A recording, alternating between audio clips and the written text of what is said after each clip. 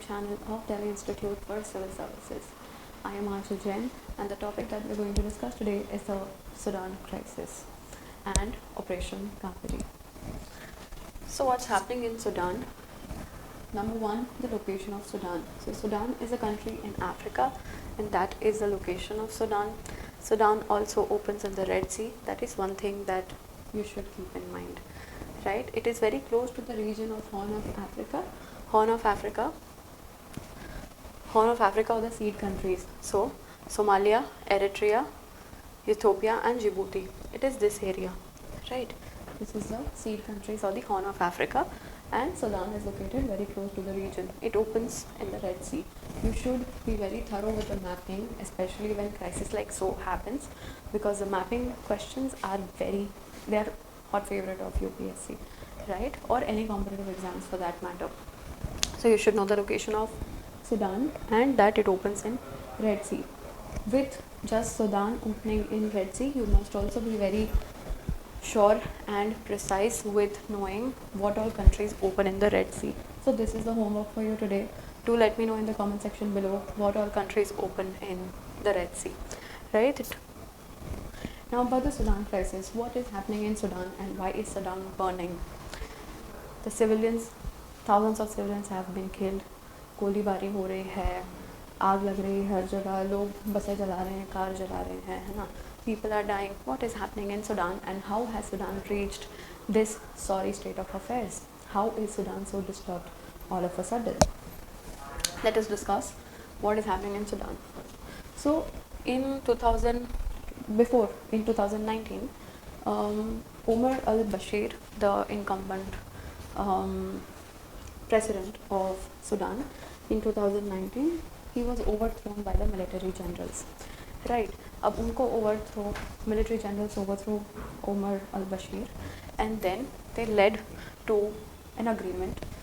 There was an agreement between the protesters and the military there, the Sudanese military, that we will form something called Sovereignty Council, which will actually lead Sudan to the elections in 2023. तो basically इन्होंने क्या बोला कि हम 2023 में fresh elections करवाएंगे, ठीक है? तो उमर अल बशीर की सरकार को they have overthrown.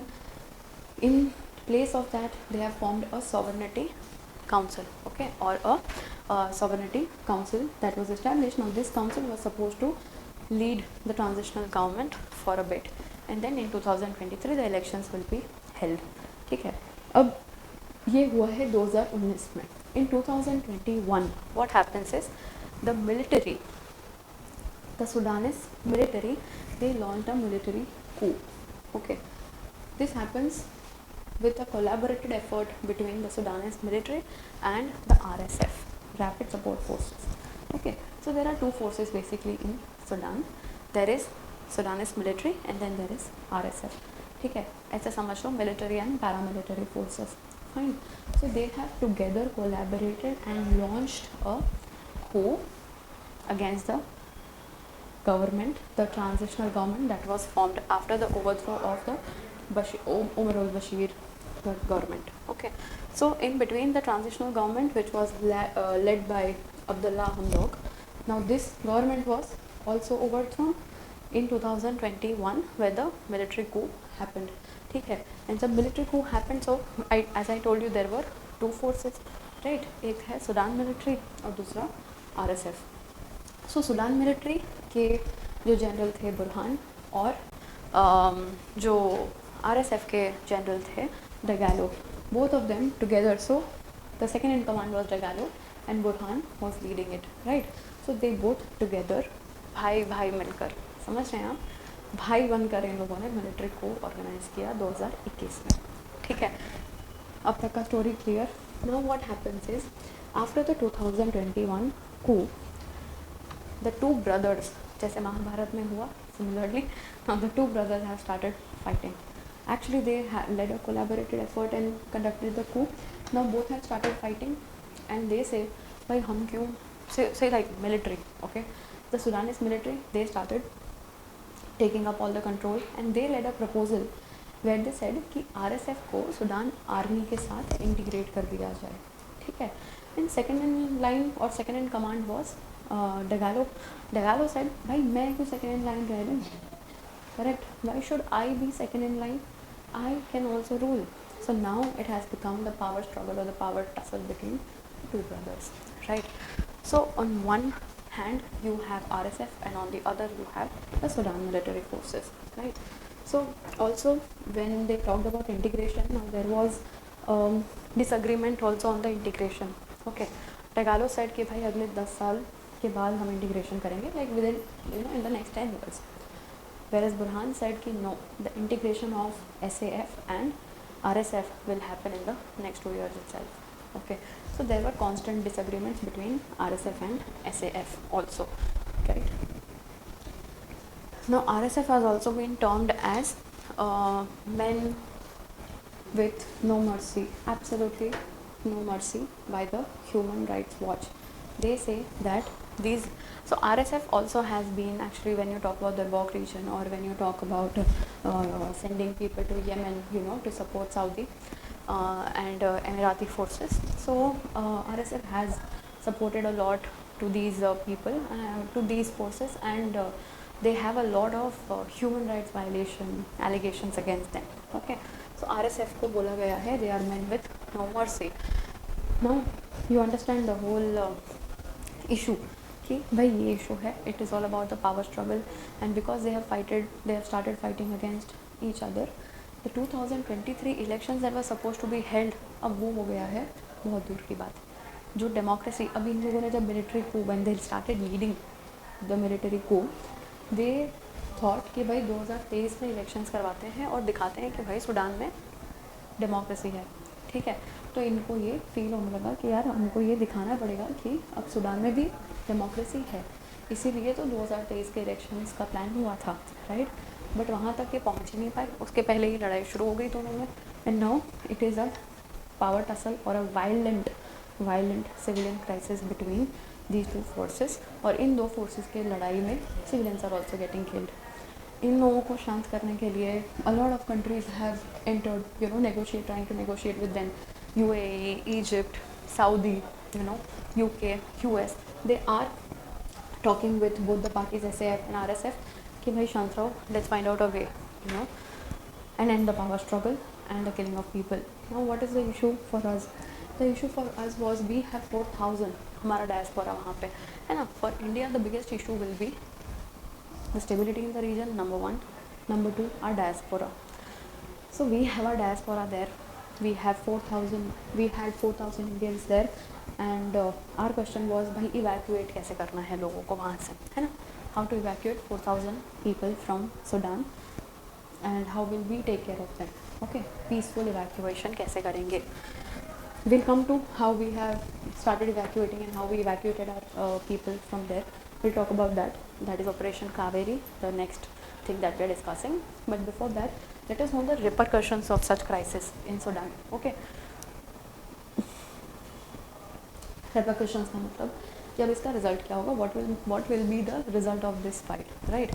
So number 1, difficulty. There will be a lot of difficulty in democratic transition now.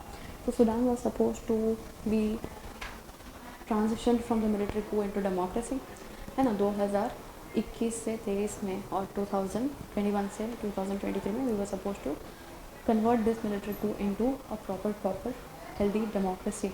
That is what we were wanting to work on, correct?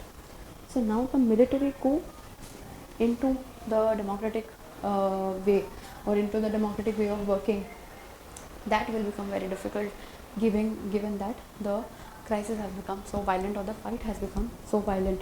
It will take time and there will be delay in the establishment of democracy in Sudan.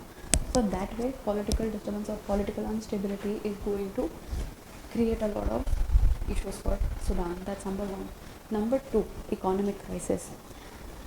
The kind of violence happening in Sudan or the kind of fights happening in Sudan and the kind of destruction happening in Sudan, it is going to take a lot of toll on the resources of Sudan, right? So economic crisis, that's number 1. And number 2, Sudan also already has hyperinflation. There is hyperinflation in Sudan, number 1. Number 2, Sudan has limited resources, and in those resources it has a massive foreign debt.